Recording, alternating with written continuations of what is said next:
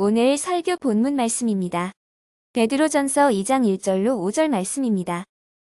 1절 그러므로 모든 악독과 모든 기만과 외식과 시기와 모든 비방하는 말을 버리고 2절 갓난아기들 같이 순전하고 신령한 이는 그로 말미암아 너희로 구원에 이르도록 자라게 하려 함이라. 3절 너희가 주의 인자하심을 맛보았으면 그리하라. 4절 사람에게는 버린 바가 되었으나 하나님께는 택하심을 입은 보배로운 산 돌이신 예수께 나아가 5절 너희도 산돌같이 신령한 집으로 세워지고 예수 그리스도로 말미암아 하나님이 기쁘게 받으실 신령한 제사를 드릴 거룩한 제사장이 될지니라. 오늘 이 본문 말씀을 오늘 보면서 신령한 삶은 축복의 비밀이다라는 제목입니다. 구원받은 성도는 하나님의 자녀는 천국 시민권을 가진 천국 시민은 신령한 삶을 살아야 된다는 것을 말씀하고 있어요.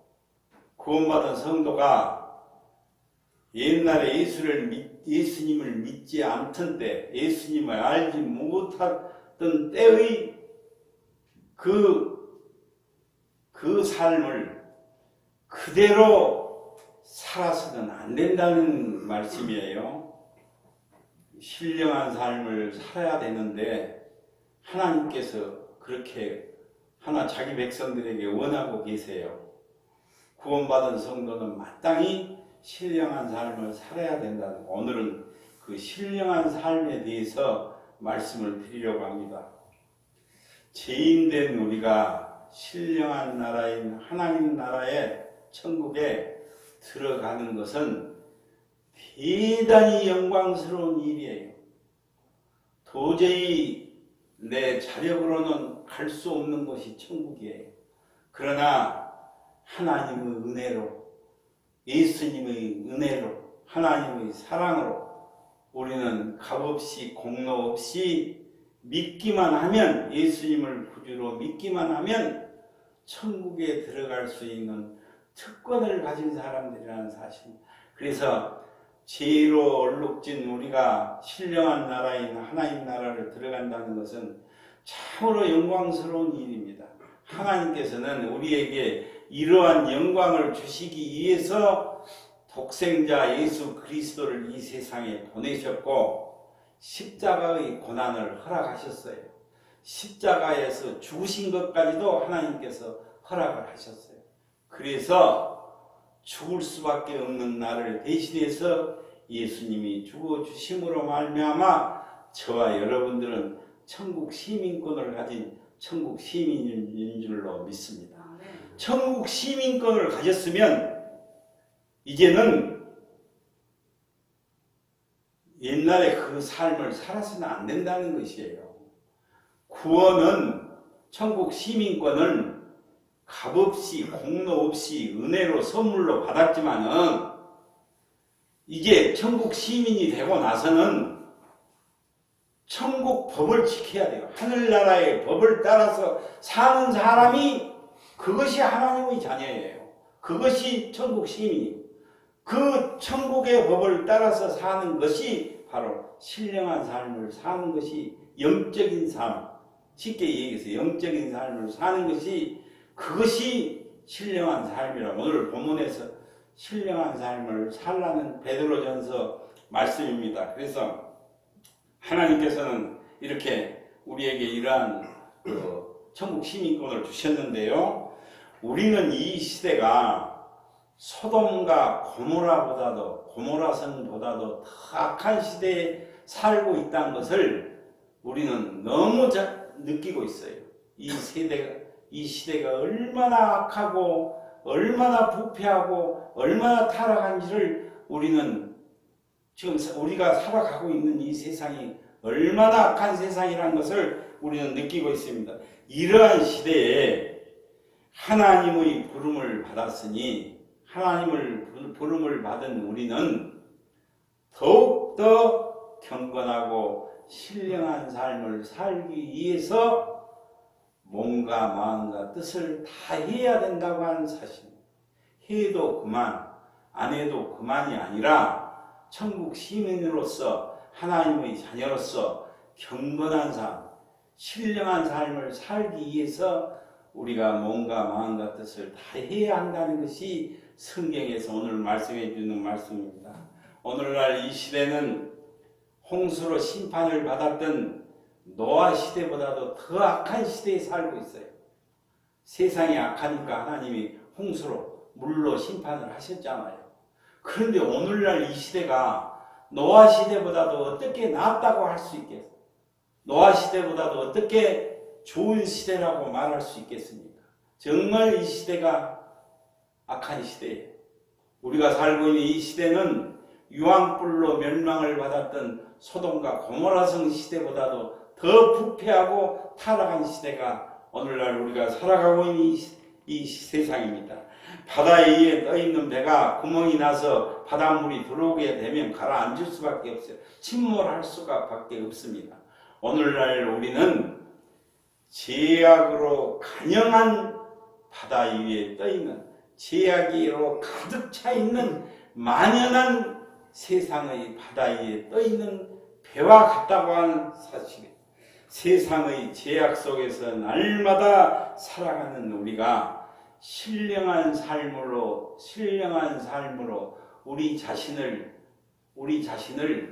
지키지 아니하면, 무장하지 아니하면 내가 영적인 삶, 성령의 삶, 신령한 삶으로 내 자신을 무장하지 아니하면 죄악은 걷잡을 수 없이 우리를 침몰시키고야 만다고 하는 사실. 이 세상이 그래요.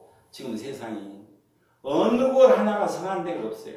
그리스도인들이 살 수 없도록 그리스도인을 어떻게 해서든지 넘어지게 하고 쓰러지게 하고 하나님의 자녀들이 하나님 믿지 못하게 하고 예수 그리스도 믿지 못하게 하고 하나님을 떠나게 하고 그런 세상에 우리가 살고 있어요. 그러니까 우리가 신령한 삶으로 영적인 삶으로 우리 자신을 무장하지 않으면 죄악이 우리를 쓰러뜨리라. 사탄 마귀는 우는 사자와 같이 삼킬 자를 찾아 입을 크게 벌리고 두루 쫓아다닌다고 했어요. 우리를 어떻게 해서든지 천국에 못 가게 하고 어떻게 해서든지 지옥으로 끌고 가려는 이 악한 시대에 우리는 살고 있다는 이 말씀입니다. 그래서 그렇다면 우리가 어떻게 살아가야 합니까? 그것을 오늘 말씀드리려고 합니다. 먼저 신령한 삶이 무엇인지부터 우리는 알아야 돼요. 지금 신령한 삶을 살라고 했잖아요. 그것을 말씀드리겠습니다. 그렇다면 첫째로 신령한 삶이란 무엇입니까?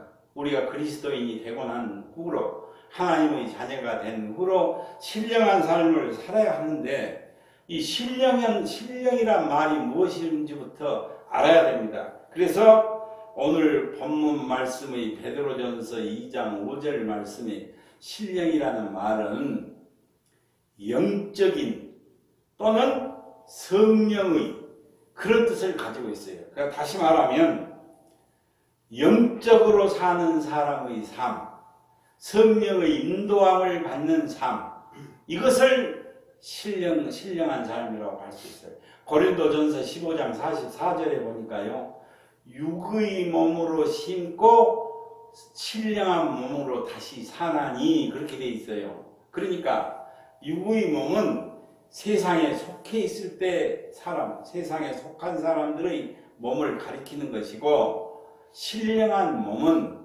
구원받아서 성령의 인도함을 받는 사람, 그러니까 그리스도 안에서 거듭난 사람이 성령의 인도하심을 따라서 사는 삶을 신령한 삶이라고 할 수 있습니다. 그러니까 다시 말하면 신령한 삶은 성령의 인도함을 받아서 영적인 삶을 사는 것을 신령한 삶이라고 한다는 사실입니다.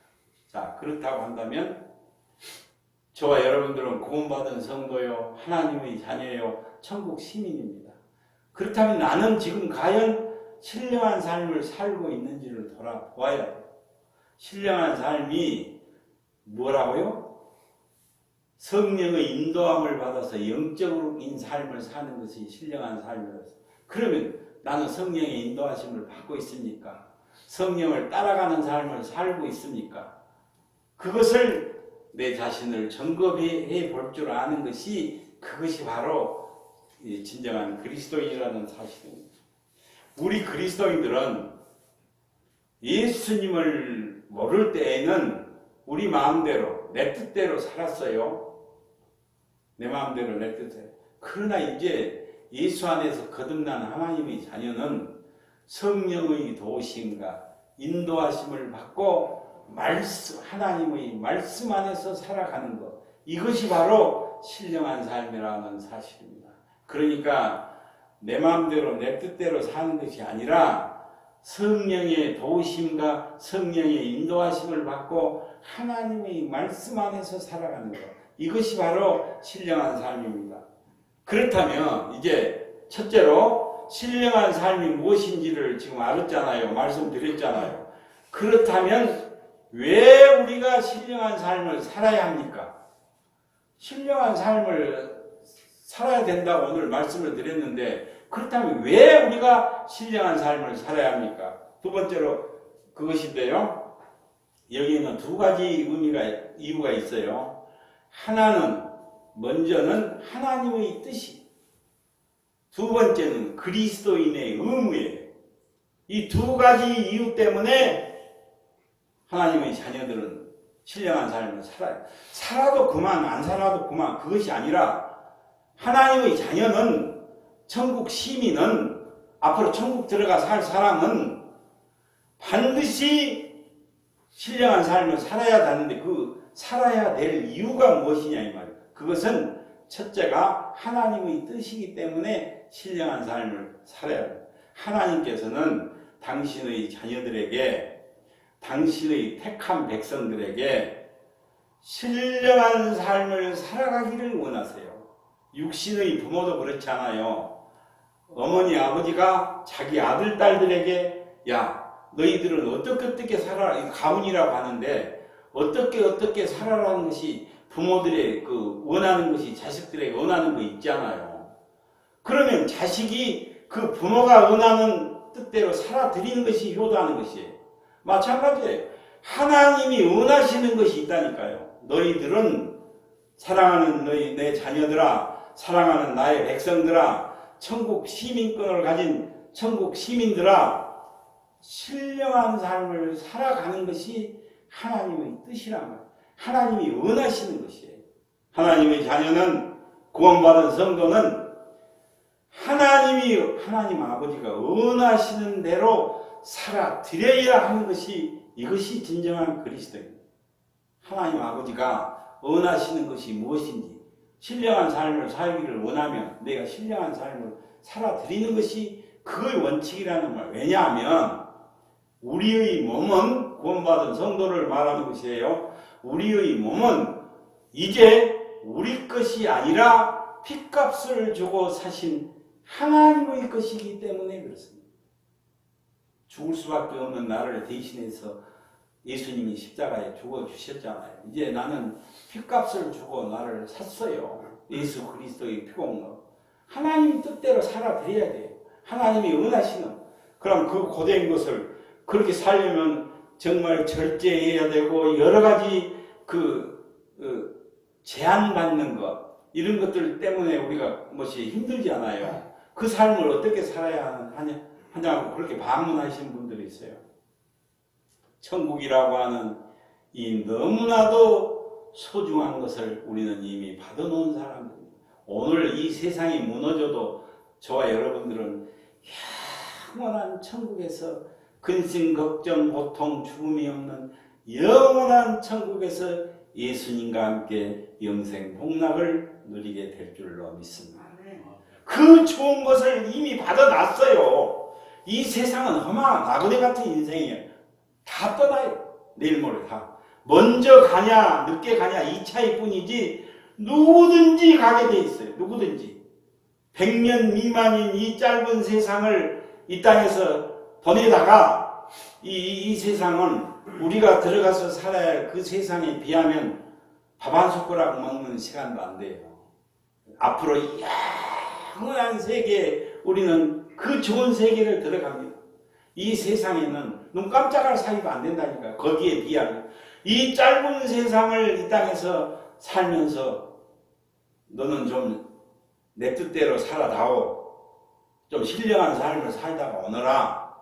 이것이 하나님 아버지의 뜻이라는 사실을. 그러면 천국 백성은 그 뜻대로 살아드리는 것이 마땅하다는 것. 그것도 더구나 내 몸이 내 것이 아니라 아직도 그리스도인이라고 하면서 교회를 다니면서도 내 몸, 자기 몸을 자기 것으로 생각하는 그리스도인은 참으로 잘못된 생각이고 착각 속에 살아가서 교회를 다니면서도 내 몸을 내 것이라고 생각하고 구원받았다고 하는 그런 그리스도인들은 대단히 잘못된 것이라고 하는 사실입니다. 진짜 그래서 우리의 몸은 내 몸은 내 것이 아니라 주님의 것인 줄로 믿습니다. 주님 소유의 주님 것이. 그렇기 때문에 우리는 주의 날이 되면 오늘같이 주일이 주님의 날이에요. 주일이 되면 주님의 몸된 제단인 교회에 나와서 주님 앞에 내 몸을 산 제사로 드린다. 산 제물로 드리는 이것이 예배예요. 이것이 내 것이 내 몸이 주님 것이기 때문에 내 몸을 가지고 산 제물로 드린다는 사실. 그래서 예배는 몸과 마음과 뜻을 다하고 영과 진리로 드려지는 산 제사가 되어야 될 줄로 믿습니다. 두 번째는 다음은 하나님의 뜻이기. 첫째는 하나님의 뜻이기 때문에 우리가 신령한 삶을 살아야 되고, 두 번째는 다음은 그리스도인의 의무이기 때문에 신령한 삶을 살아야 합니다. 베드로전서 1장 15절에 보니까요. 오직 너희를 부르신 거룩한 자처럼 너희도 모든 행실에 거룩한 자가 되라고 베드로전서 1장 15절에서 하나님이 거룩하니 너희도 거룩하라는 이 말씀이에요. 아버지가 거룩하니 자녀들이 너희도 거룩하라는 이 말씀. 오직 너희를 부르신 거룩한 자처럼 너희도 모든 행실에 거룩한 자가 되라고 베드로전서 1장 15절에서 그렇게 말씀하고, 우리가 불신자로 있을 때에는, 예수님을 믿지 않을 때에는 아무렇게나 내 마음대로 살아도 아무 관계가 없어요. 세상에 있는 믿지 않는 사람들은 자기 마음대로 살잖아요. 왜냐하면 그들은 그렇게 살다가 지옥의 형벌 속에 들어가면 그만이기 때문에, 지옥으로 떨어지면 그냥. 그러나 그리스도 안에서 이제 거듭난 저와 여러분들은 새 생명으로 거듭나고 하나님 나라의 자녀가 되었으면은 하나님의 법대로 살아야 돼요. 성령의 법대로 살아야 돼요. 이 법은 하늘나라의 법으로서 말씀 안에 다 기록된 대로, 그러니까 말씀에 순종하며 살아야 된다는 사실입니다. 영의 양식인 하나님의 말씀을 먹고 듣고 읽고 묵상을 해서 마음밭에 심고 그 말씀을 따라 순종하는 삶을 살 때 이것이 신령한 삶을 살게 된다는 그 말씀이에요. 우리가 이것은 바로 의무입니다. 의무. 그리스도인의 의무고 구원받은 성도의 의무고 하나님의 자녀에 된 의무이고 천국 시민권을 가진 천국 시민으로서 의무라.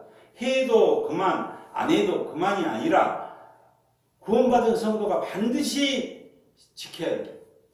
교회를 다니면서도 예수 믿고 구원받았다고 하면서도 막가파식으로 옛날 그 식으로 막 살면 어떻게 되겠어요?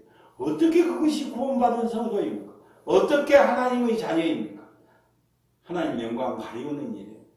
저 사람 보니까 어떻게 교회에 가겠냐? 목사도 물론 마찬가지고요. 장로님도 마찬가지고. 신령한 삶을 살 때 정말 그것이 그리스도인의 의무라니까요. 구별된 옛날 사람하고는 끊어버리는, 옛사람을 끊어버리고 벗어버리는 삶을 살 때 신령한 삶이라는 사실입니다. 우리가 이 세상에 살면서도 세상 나라의 법을 지키지 않아요. 법이 두렵고 무서워서 여러 가지 법을 지키면서 살아요. 그래, 법 안에서 살아야 또 질서가 있고 법을 지키면서 살아요. 세상 나라의 법은 무서워하면서 하나님 나라의 법을 무시를 한다고 한다면 그건 천국 백성이 아니잖아요. 우리 대한민국에 살면 대한민국 법 지켜야 돼요. 지키면서 살지 않아요. 그런데 이 세상의 법은 지키면서 하나님 나라의 법을 지키지 않는 것은, 그것은 하나님 나라의 백성을 스스로 부인하는 격이라는 사실, 천국 시민권을 박탈하는, 상실하고야 많은 결과를 가져오고 막 사는 것은, 그래서 그리스도인이 막 절제된 삶을 살아야 되고, 말씀 항상 성령의 인도하심을, 내가 지금 성령의 인도하심을 받고 있는지, 성령님이 내 안에 임재해 계시는지. 설교 중에 자주 말씀드리는 얘기지만은, 신앙생활을 한다는 건 뭐예요? 교회만 왔다 갔다 하는 것이 신앙생활입니까? 신앙생활은 내 마음 중심 속에 예수님이 어느 자리에 계신가를 확인하는 것이 신앙생활이에요. 그렇잖아요. 예수님이 어쩔 때는 첫 번째 자리에 계시다가 어쩔 때는 다섯 번째 자리에 가 계실 때 있고, 일곱 번째, 열 번째, 아예 안 보이실 때도, 보이지 않을 때도 있어요. 이것을 확인하는 것이 신앙생활이라니까요. 천국 가는 날 동안 깜짝 놀라야 돼요. 예수님이 보이지 않으면. 말씀과 기도로 성령의 인도하심을 받아서 그 예수님을 첫 번째 자리로 다시 모셔서 앉게 하는 것이 바로 신앙생활인 줄로 믿습니다. 왜 기도해야 합니까? 내 안에 지금 예수님이 어디에 계신지를 확인하는 무조건 주시옵소서만 외칠 것이 아니라, 예수님이 내 안에 첫 번째 자리에 계시면 구하지 않은 것까지도 받게 해주신다고 그렇게 약속을 하셨어요. 그래서 진정으로 우리는 하나님 나라의 법을 사모하고 하나님 뜻대로 살아드리는 것이 신령한 삶을 사는 것이라고 하는 사실입니다. 하나님의 심판은 참으로 무섭습니다. 우리가 지금 은혜의 시대에 살고 있기 때문에 사랑의 하나님으로만 우리가 느껴지지만, 사랑의 하나님, 그렇게 느껴지지만, 심판의 날, 심판대 앞에 설 때에는 참으로 감히 얼굴을 들 수가 없고 감히 설 수 없는 그런 무서운 심판의 자리가 된다고 하는 사실. 무슨 말씀인고 하니, 감추인 것이 드러나지 않을 것이 없고 숨은 것이 알려지지 않을 것이 없어요. 백일하게 명명백백하게 드러난다고 성경은 분명히 말씀하고, 목사도 마찬가지고요. 어떤 삶을 살았는가, 그것이 다 드러나게 된다고 했어요. 심판대 앞에. 그러니까 신령한 삶을 사는 것이 정말로 하나님의 자녀로서 축복 중에 축복인 줄로 믿습니다. 내가 어떻게 살았는가가 그것이 명명백백하게 드러난다고 했다. 감추인 것이 다 드러나게 되어 있고, 숨은 것이 알려지지 않는 것이 없다고 성경은 분명히 말씀을 하세요. 이걸 안다면 어떻게 나쁜 짓거리 합니까? 이걸 안다고 하면 하나님이 보고 계시잖아요. 임재신앙. 하나님이 지금 저 구만리 장천 하늘에만 계신 것이 아니라 나를 불꽃 같은 눈동자로 보고 계신다는 이 사실을 알면 어떻게 목사가 타락하고 어떻게 교회가 병들고 어떻게 성도들이 못된 짓을 합니까? 하나님이 쫙 구만리 장천에 계시고 여기서는 그냥 마음대로 그러니까 사람 이런 신앙은 사람 없는 데서는 막 살아버려요. 막 지어버려요.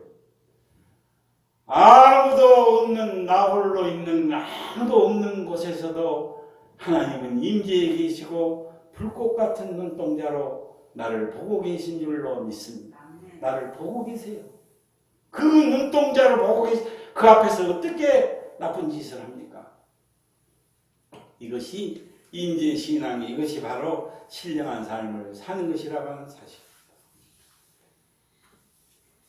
자, 그렇다면 왜 신령한 삶을 살아야 되는가를 말씀드렸잖아요. 그렇다면 이제 신령한 삶을 살려면 그러면 어떻게 해야 됩니까? 신령한 삶을 살아야 되는데 어떻게 해야 신령한 삶을 살아야 됩니까? 그것을 말씀드려요. 세 번째로 신령한 삶을 살려면 그러면 어떻게 해야 됩니까? 우리가 그리스도인이 되고 나서 신령한 삶을 살아야 되는데 그 신령한 삶을 살려면 우리가 어떤 신앙생활을 해야 합니까? 세 가지를 첫째로 옛것을 버려야 합니다. 둘째로 신령한 삶을 살려면 성령을 쫓아가는 삶, 성령을 따르는 삶, 성령님이 인도하시는 삶을 살아야 된다.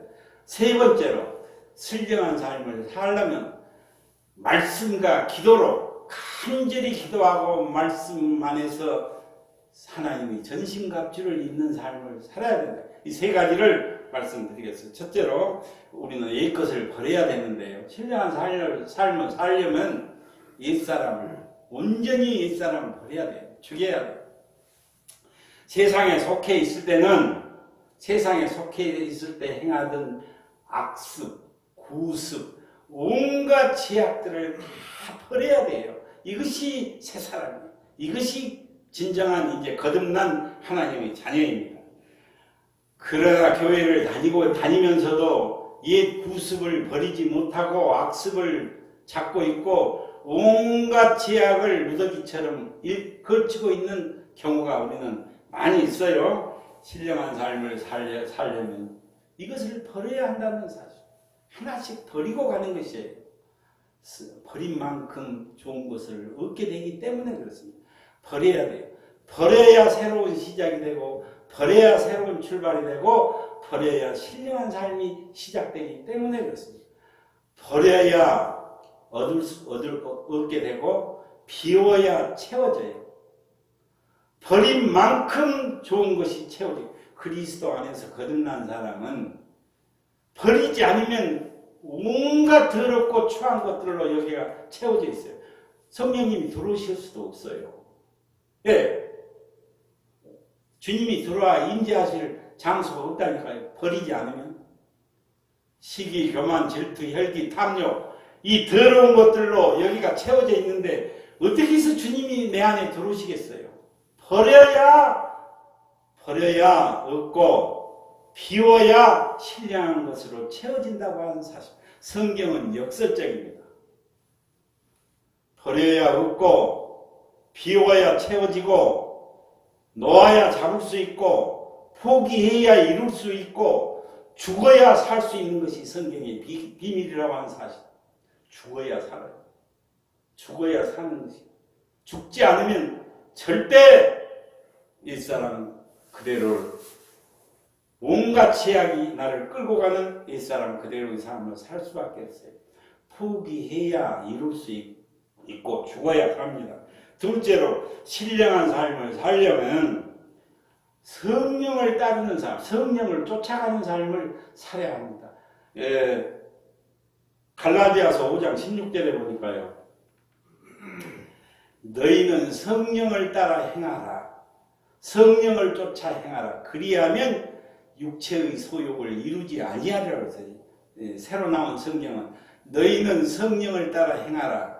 그리하면 육체의 욕심을 이루지 아니하리라고 그렇게 말씀을 하고 있습니다. 성령이 인도하신 대로 성령님이 내 안에 오셔서 나를 인도해 가시고 성령님을 따르는 삶을 살 때 내 탐욕을 육신의 정욕과 안목의 정욕과 이성의 자랑을 이길 수 있다는 거예요. 우리가 이걸 따라 살지 않아요. 이 세상에 사는 사람들은 육신의 정욕과 안목의 정욕과 이성의 자랑을 따라서 전부 살아가요.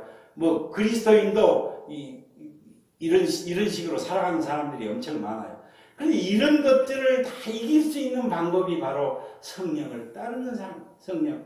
성령을 그래서 갈라디아서 5장 22절에 보면 그렇게 될 때에 풍성한 열매를 맺고 신령한 열매를 맺을 수 있고 성령의 열매를 맺어가는 그리스도인이 된다고 하는 사실. 성령의 열매를 맺어가는 그리스도인이 되어야 합니다. 그래서 갈라디아서 5장 22절에 보니까 오직 성령의 열매는 사랑과 희락과 화평과 오래 참음과 자비와 양선과 충성과 온유와 절제, 이 9가지 열매를 맺어가는 그리스도인이 저와 여러분들이 되어야 될 줄로 믿습니다.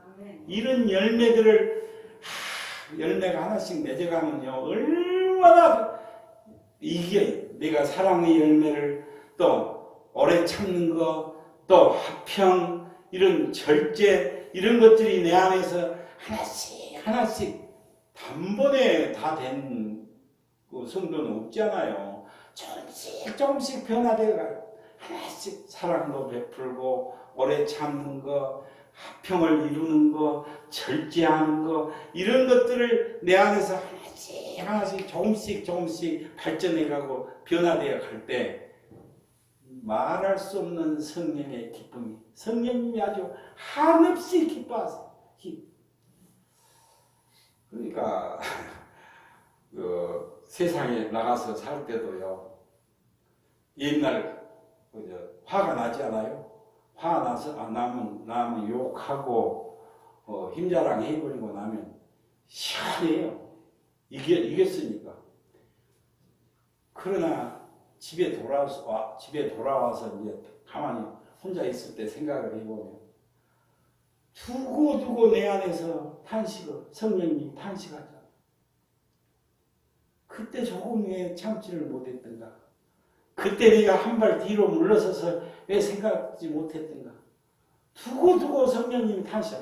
그러나요, 화낼 일이 있고 분노가 치밀어 오르고 참으로 걷잡을 수 없이 모욕을 당할 때도 예수님 때문에 내가 참아야지, 예수님 때문에 그걸 견디고 이기고 나면 그때는 좀 힘들고 억울한 것 같고 그러지만 나중에 성령님이 내 안에서 기뻐하세요. 이기고 나면 우리가 하나씩 조금씩 변화되어 가고 열매를 맺어가면 참으로 성령님이 내 안에서 기뻐하실 줄로 믿습니다.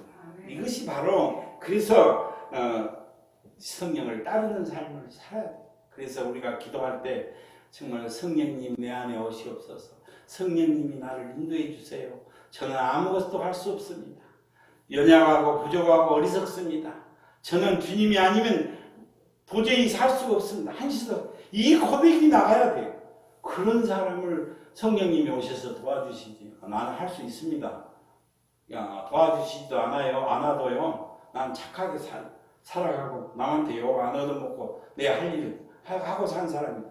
이런 사람은 절대 이런 마음이 있으면 주님 의지하지 않아요. 정말 부족하고 어리석고 나는 안 된다는 것을 고백하는 그래서 성령을 따르는 삶, 성령을 쫓아가는 삶을 살아야 합니다. 세 번째로는 성령을 따르는 신령한 삶을 살아가려면 말씀과 기도로. 말씀과 기도는 기차 바퀴와 같아요. 내일 위를 달리는 바퀴와 오른쪽 바퀴, 왼쪽 바퀴와 같다고 하는 사실. 말씀이 먼저 가도 안 되고, 기도가 먼저 가도 안 되고, 말씀과 기도는 같이 가야 돼요. 말씀만 계속 머리에 담아두고 행함이 나오지 않으면 정지하는 신앙으로 아는 것이 많으니까요. 이제 성경을 둘둘 외우니까 아는 것이 많아. 행함이 따르지 않으면 정지하는 신앙으로 가게 되고, 또 말씀은 부족한데 말씀은 심지 아니하고 기도만 많이 막 주여를 부르고 주시옵소서 부르고 하면 신비주의에 빠지게 뭘 봤다 하고 그냥 그러니까 이 말씀과 기도 말씀이 뿌리가 내려지면요 자꾸 사탄 마귀가 그 헛것을 보여주지를 못하지 않아요. 그래서 말씀과 기도로 간절히 기도하고 하나님께 나의 연약함과 부족함을 고백하고 정말 성령님이 나를 도와주세요. 하나님 저를 능력의 강한 오른팔로 붙들어주라. 기도할 때 이제 나를 이기는 삶, 신령한 삶을 사는데 제일 방해가 되는 것이 나 자신이에요. 그러니까 나를 이길 수 있도록 해달라고 기도를 해요. 나를 이기고 세상을 이기고 마귀까지도 이길 수 있는 권세를 사용하게 해달라고 하나님께 간절히 기도할 때 우리는 신령한 삶을 살게 될 줄로 믿습니다. 말씀과 기도로 가요. 말씀을 듣고 읽고 묵상하고 마음밭에 새기면 능력이 나와. 사는 목적이 달라지게 되고 사는 방법이 달라지게 되고 가는 코스가 가는 길이 달라지게 돼 있어요. 이 말씀이 내 안에 뿌리가 내리고 기도의 사람은 말씀과 기도로 산다면 내 안에서 능력이 십자가의 능력과 성령의 권능과 말씀의 권세가 나오는 그런 그리스도인 그러니 신령한 삶을 살지 말라 해도 신령한 삶을 살 수밖에 없다는 말씀입니다. 시편 1편 1절로 3절에 보니까요. 복 있는 사람은 악인의 꾀를 따르지 아니하고 죄인의 길에 서지 아니하며 오만한 자의 자리에 앉지 아니하고 오직 여호와의 말씀을 즐거워하여 그 말씀을 주야로 묵상하는 자로다. 그는 시냇가에 심은 나무가 철을 따라 열매를 맺으며 그 잎사귀가 마르지 아니한 같으니 그가 하는 모든 일이 형통하리로다. 범사에 형통하게 된다는 것을 성경은 말씀하고 있습니다. 진정으로 우리는 하나님의 전신 갑주를 입어야 합니다. 진리로 허리띠를 띠고 복음의 신을 신고 의의 흉배를 붙이고 구원의 투구를 쓰고 왼손에는 믿음의 방패 오른손에는 성령의 검을 들어야 될 줄로 믿습니다. 이런 성도 그것을 예수님이나 그렇게 하고 사도 바울이나 그렇게 이렇게 방문하신 분들도 있어요. 그런 생각을 갖고 있으면 10년 후에도 그 자리에 10년 안 되니까 내가 안 되니까 주님 도와주세요. 성령님 나를 이런 신앙으로 나가야 안 된 줄 안다니까 실수할 줄 알아요. 하나님도 네가 거룩하니 너희 거룩하라고 이렇게 말씀하시는 하나님께서도 거룩하지 못할 줄 다 알고 계신다니까요. 그런데 왜 거룩하랍니까? 안 된 줄 알아. 너희 힘으로는 안 된 줄 알아라. 그러면 어떻게? 주님 의지하라. 하나님 의지하라. 성령 의지. 도와주세요가 내 힘으로는 안 된. 육신은 마음은 원이로되 육신이 약하다는 이 고백이 마음은 원인데 육신이 약하다는 이 고백이 나와야 된다고 하는 사실입니다. 빛과 소금의 사명을 감당하는 성도가 신령한 삶을 삽니다. 너희는 세상의 소금이라고 했잖아요. 마태복음 5장 13절에 너희는 세상의 소금이라고. 소금이 만일 그 맛을 잃으면 무엇으로 짜게 하리요? 후에는 아무 쓸데없어 밖에 버려져 사람들에게 밟힐 뿐이라고. 구원받은 성도를 세상의 소금이라 했다니까요. 소금이 그 맛을 잃으면 무엇으로 짜게 하겠냐. 신령한 삶을 살지 않고 막 사는 교인들을 가리켜서 한 말이에요. 소금이 맛을 잃어버리는 거죠. 너희는 세상의 빛이라고 했어요. 마태복음 5장 16절에 너희는 세상의 빛이라. 너희 빛을 사람 앞에 비추어 그들로 하여 너희 착한 행실을 보고 하늘에 계신 너희 아버지께 영광을 돌리게 하라고 그렇게 빛의 사명을 감당해서 그들이 감동받고 교회에 나오게 하고 그들이 감동받고 예수님 믿게 하고 그들이 감동받고 하나님 아버지께 영광을 돌리게 하라는 그런 말씀입니다. 이제 끝으로 신령한 삶의 결과입니다. 신령한 삶을 사는 성도는 과연 그 결과가 어떻게 될까요? 그것이 영혼이 잘 된다 했어요. 첫째로. 두 번째는 범사가 잘 된다고 했어요. 셋째는 육신이 강건하게 된다 했어요. 신령한 삶을 살면 이런 축복을 주시겠다는 그런 말씀이에요. 첫째로 영혼이 잘 됩니다. 영혼이 잘 되는 성도, 신령한 삶을 사는 성도는 우리 주님께서 재림하실 때 칭찬과 영광과 존귀를 받게 된다고 약속을 그렇게 하셨어요. 영원한 하늘 보좌에서 천국 영광을 영원히 누리는 삶을 살게 된다. 하늘의 복과 땅의 복을 함께 누리게 영혼이 잘 되는 축복이에요. 신령한 삶을 살게 되면 내 영혼이 보석과 같이 빛나고 내 영혼이 정말 하늘의 복과 땅의 복을 함께 누리게 된다는 사실은 둘째로 말 그대로 범사가 잘 된다는 건 만사 형통이에요. 하나님께서 책임져 주시겠다. 너가 신령한 삶을 살기만 살아봐라. 그러면은 너의 일을 너의 손으로 하는 모든 것을 내가 간섭하고 모든 것에 복에 복을 더하여 주시고 지경을 넓혀 주시겠다고 그렇게 말씀하세요. 아브라함이 하나님을 잘 섬기고 신령한 삶을 살 때 동서남북 사방 엄금각처 어디로 가든지 차고 넘치는 축복을 받은 것을 성경을 보고 축복의 근원이 되고 축복의 통로가 된 사람이 바로 이 아브라함입니다. 욥도 마찬가지예요.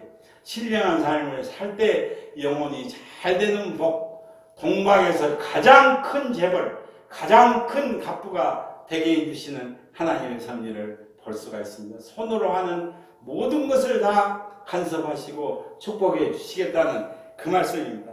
셋째로 육신이 강건하게 해주신다고 했어요.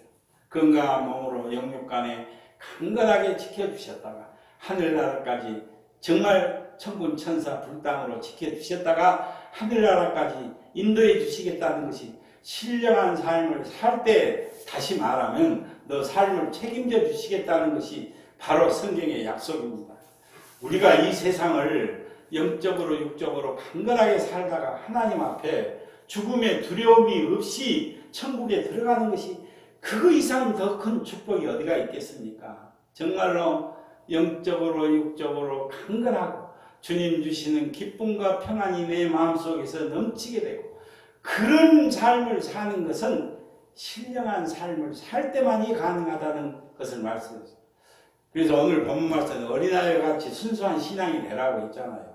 천국에서 성경에서 그랬어요. 너희가 어린아이와 같이 되지 아니하면 결단코 천국에 들어가지 못할 것이라는 이 말씀하고 너희가 이 땅에서 천국의 맛을 보지 않고는 천국에 들어갈 수 없다는 이 말씀을 우리는 진짜 주목을 해야 돼요.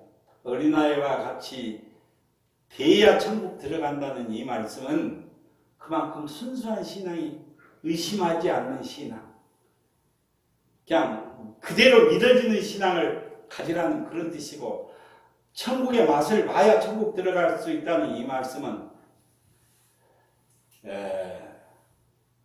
신앙생활을 수십 년을 하면서도 천국 맛을 보지 못한 교인들도 있어요. 그러나 우리가 은혜 받고 능력 받고 성령이 충만하면요, 내 안에서 말할 수 없는 기쁨과 평안이 나오고 이것이 천국이구나 이런 걸 체험할 때가 있어요. 그래서 신앙생활은 은혜생활을 해야 된다는 거예요. 천국의 맛이 정말 이렇게 좋은데 천국 가면 얼마나 더 좋을까, 이 맛을 보라는 것이에요. 이 맛을 주님 주시는 기쁨과 평화가 내 안에서 넘치게 되면 말할 수 없는 아주 환희가 내 앞에서 올라서 정말 천국이 이 맛이구나, 하나님 감사합니다, 이것이 나오게 돼 있어요. 이 맛을 보라는 것이에요. 이 맛을 너희가 이 땅에서도 천국의 맛을 봐야 천국에 들어갈 수 있다고 하신 이 말씀은 이 말씀을 보라는 말씀입니다. 진정 그래서 우리는 이 세상에서 어떠한 고난과 어떠한 시련 가운데서도 정말 이 신령한 삶을 살 수 있는 그리스도인이 되어야 합니다. 옛날 오래전에 서구의 풍습 가운데 엄마가 시집가는 딸에게 진주를 건네주는 그런 관습이 있었대요. 얼어붙은 눈물이라고 불리는 이 진주에는 두 가지 중요한 의미가 들어있는데, 하나는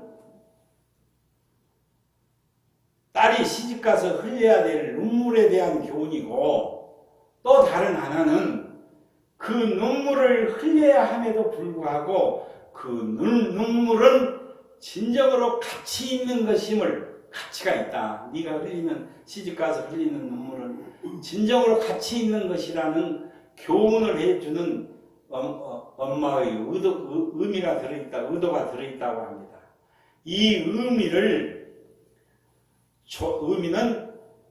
조개가 생성되는, 진주를 줬잖아요, 딸에게. 그런데 진주가 생산되는 과정을 우리가 살펴보면 쉽게 이해할 수가 있어요.